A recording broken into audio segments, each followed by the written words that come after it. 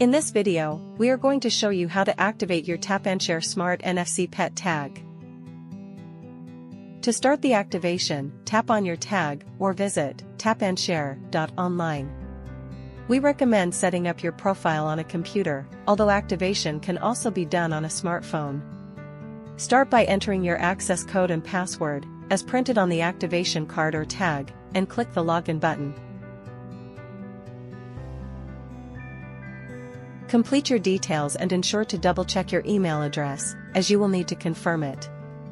Once you have completed the activation process, make sure to check your inbox for the email verification link and click on it.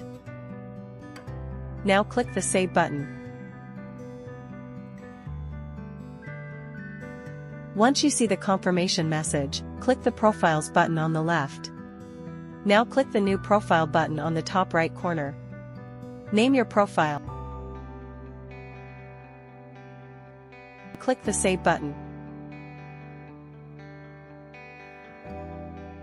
Start by clicking the profile image and uploading your pet image. You can also upload your vet logo.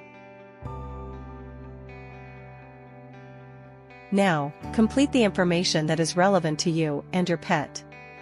You can come back and edit this information at any time.